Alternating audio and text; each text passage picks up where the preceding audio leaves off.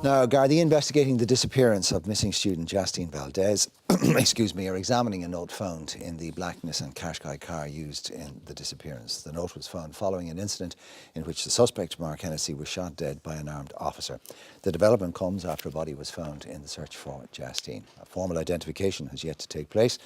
Joining me with that story and others making the news this morning are Sean Defoe, Group Political Correspondent for Communicorp, and the Director of the Irish Academy for Public Relations, Ellen Gunning. Good morning to you both. Good morning. I'm not sure what to say or what I can say about this, or indeed what you can say about it. The only thing we know for certain, Ellen, is that we have the timeline, and we know when Jastine was abducted, and we now have a pretty good idea of when she was killed and where she was killed. The big question for everybody, of course, is why? What would make anybody do that to somebody? And I suppose the further question from that is, was this a random act of psychosis on this man's behalf, or has he been doing something like this for quite some time? I think if you start with Jastine, the big fear is that nobody knows why it happened. And it doesn't seem to sit. I think it has made every woman nervous, whether she's old or young. I think it's made every parent nervous who has a child walking anywhere. She was described as being bundled into the car. You imagine two people or more bundle you into a car. You don't imagine that one person pulling up in a car beside you will bundle you in. So in broad daylight. In broad daylight. In view of witnesses who said, I saw it happen.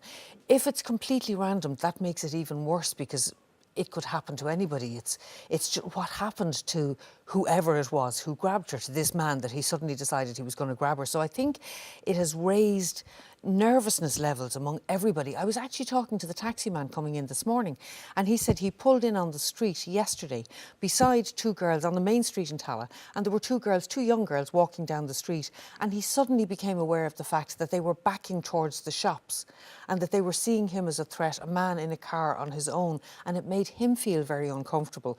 But he thought about his wife saying to their children, will you for God's sake be careful, don't talk to anybody in a car. So I think it's made everybody very, very nervous. What caused this to happen, I have no idea. What the area that they were moving in from the time she was actually caught to the kidnapped, to the time to where her body was found, to where the man was actually shot dead, is quite a small area. So the one thing that struck me with the Gardaí, and it's a sort of a minor point, but it really struck me forcibly, was the Gardaí are still doing what they always did. They stand in front of a police station, or they stand somewhere and say, we are appealing to people, this is the information, this is what we need. I just found myself wondering if most people now get their information on a smartphone, and they say that most people have the sound turned down because they're not supposed to be checking their news feeds while they're in work or whatever. Could they have actually provided, or should they in future provide things like a picture of the Qashqai car and say, this is it, this is the reg, so that even if you're not listening, you can see what's being looked for, and maybe just make it more visual, show a map of this is the area that it's in. But they certainly, I think, haven't answered the question as to, is it safe for people to go back out again? In terms of police procedural, Sean, they had a witness, they had a car reg, they had a car identity very quickly. So they would have been on that. They knew who they were looking for and what car they were looking for very quickly. And of course, he was found the following day. Now, according to the papers this morning, he left a note in the car which allegedly led them to the area where they found the body. I think the other thing that a lot of people have been commenting on, apart from just how appalling the tragedy is that his sat-nav in his car is what helps lead them to it, that the location device in it, or their ability to download the information from it, was crucial in terms of finding Jastine's body. Yeah, it was. And I mean, that kind of technology now is of course very helpful to the Gardaí, and you can track through phones, you can track through the sat-navs, as you said, when trying to find out the last movements. I think the note is particularly interesting in just the mindset of Mark Hennessy at the time, and what must have been going through his head to decide to leave what we've heard is a bloodstained note minutes before the confrontation with Gardaí. You know, what goes through your head to actually have the cognizance and awareness to do that, I suppose, knowing maybe that his time was limited. We're trying to apply reason and rationale to a mind in psychosis, to madness, basically. So therefore, we're not going to get a logical answer to that, are we? No, we're not going to get a logical answer to that. And what we have to think now is, right, okay, what Gardaí are looking at now is, has he done this before? Is this something that he has thought out in the past, or was it something that was just random and then he panicked after it was done and that's why the note was left and that's why there was the confrontation?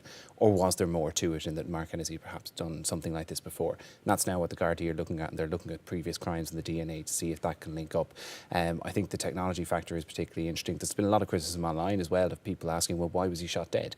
Because now we won't get the answers. There isn't that opportunity to question him. And when you look at the Garda procedure, they are instructed and they are trained to shoot for the body. We obviously have to trust that the Gardaí did their best in the situation, and whatever confronted them, we don't know. Apparently he was armed with a Stanley knife, and there's procedures for following that too. There's a 21 feet rule that a lot of police forces in the US use, whereby if the person you're confronting is within 21 feet, they can attack you quicker than you can draw your weapon and retaliate. So some of that must have come in. You'd have to trust the training and what they did, but certainly a lot of unanswered questions that unfortunately we may never get the answer to. And of course, Jastine's murder follows on from an equally awful, possibly even more brutal murder, that of Anna Kriegel. Now, the Gardaí they've gathered DNA evidence from that scene, and they're going through. They're trying to eliminate people who might have been there, and they're also trying to see whether it matches the evidence of people that have been given. And there are some discrepancies in terms of the evidence that they've been given so far. They've also been at pains to stress that the two young boys who've been people that have been mentioned in the papers are not accused of anything as yet, because I think there was an assumption around water coolers that these two young boys were involved in this in some way or another, and they've been at pains to stress that that is not the case.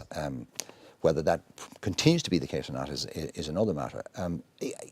I think people are reeling in terms of these are not the kinds of things that we expect to happen in this country. Now, I don't know why we feel like that, Ellen, but we don't. I mean, we've had people getting shot in the head for the last 2 years in broad daylight on our city streets. But these kinds of attacks on innocent young women, it's not something that happens here. If you think about it, there was a case of the women, all of those women who went missing over a time period throughout Ireland, and everybody said exactly the same thing. This doesn't happen. Women don't hitchhike home or stop to pick up a lift and disappear. And children and young people, this doesn't happen. This was a young girl who was constantly in contact with her parents. We're back to this is every parent's nightmare. But this girl, one of the reports I read, said that she would actually text her parents and say, you know, just leaving school now, just arrived at the bus stop, on the bus, passing whatever, we'll be home soon. She was constantly tic-tacking. They knew where she was minded, she was loved, she was cared for, she was with friends. She had gone to the park to play with people her own age or to be with people her own age, and she never came home. It's absolutely horrific. I can understand that they're saying, please don't point the finger at these two young people, because the two young people were the last people who were with her, who were alive, and they were of her own age group. But they have said that there were two older men, I think, who accosted them leaving the park. And it's for the Gardaí to eventually figure out what on earth happened. But her death seems to have been absolutely brutal and horrific. And that, it just, I don't know how you begin to explain that, if it's somebody she knew or somebody she didn't know. Even the description that they had brought sticks and... it is appalling. As a parent, awful. you wonder, I mean, one of your big worries always is how do you protect your children? And obviously your younger ones you're more protective of because they're more vulnerable. You know, and obviously in Anna's case she was 14. You know, in Jastine's case she was 24. I have two daughters who are in that age range from the bottom to the top. One is an adult. She's entitled to do what she wants. She can go about her life. And as a parent I'm going, no, it's not how do I protect them, I can't protect them, which is an awful thing for any parent to think about, you know, how they're fulfilling their responsibilities or the fact that they can't, they're powerless. Sean, just before we go, we're coming very close to Friday. We'll have the vote. The moratorium will be here on Thursday. As a political correspondent, how do you feel it's going? Would you call it either way at this stage? I think right now, it's my gauge of it is that it will pass. It will pass closely. I think that the groundswell of no that a lot of people thought would be in particularly rural areas hasn't been as strong. I think there's lots of parts of rural Ireland will vote no, but I don't think it'll be the kind of 70-30 split that we had expected to see. I think it'll be tighter there, and then that larger yes vote in the East might be enough to carry it. I also think that there's a lot of people who want to see some sort of a change, and they do have discomfort with the 12 weeks proviso, but accept something needs to happen, and they're maybe hopeful that if they do repeal it, the 12 weeks might be amended in the Dáil afterwards. So at the moment I would think yes, but it's going to be very tight. Okay, listen, thank you both very much indeed. TV3 will be hosting a debate, Pat Kenny will be hosting a debate tomorrow night, Wednesday night. We will also be hearing from the No Side on this programme tomorrow morning, and we will be joined by the Taoiseach on Thursday morning, and also a senior representative of the No Side on Thursday morning. So there's still plenty more debate on this station about it. Plenty more to come on the programme this morning. We'll be back after this break.